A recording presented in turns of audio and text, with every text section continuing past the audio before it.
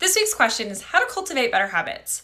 Well, first I want to ask you a question. Have you ever experienced when you drive home and you kind of sit in the driveway and you think, how did I get here? You don't actually consciously remember making a right or left turn. It kind of just happens. Well, that is the power of our habits, and it happens more than you think. Did you know that 40 to 50% of what we do on a daily basis resides in our subconscious? Okay, that means that we automatically perform habits without even thinking about them. So if you're somebody who's wanting to cultivate better habits, I think it's important to learn how they work. So let me introduce you to the habit loop. Okay, this is the 4 steps in which every habit unfolds. It starts with a trigger, followed by a craving, response, and reward.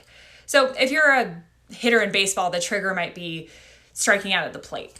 Okay, the craving may be that you're feeling frustrated and just want to get a hit.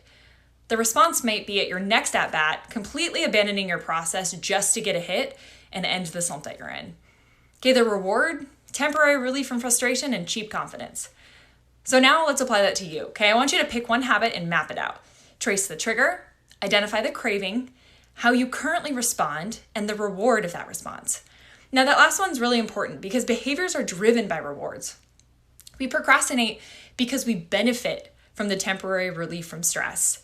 We abandon our process to benefit from the temporary relief of frustration.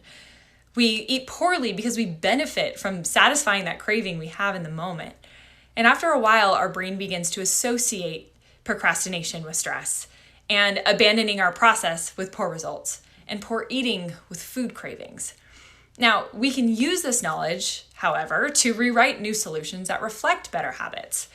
And so step 2, after you've mapped out your habit, I want you to upgrade and replace your response and reward with a better one.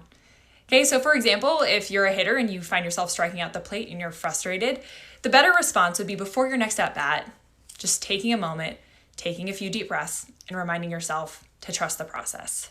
The reward, better focus, you're more in control, and you have better consistency. So as you map out your habits, replace your response and rewards with better ones, you'll begin to develop new associations in your brain that move the needle forward.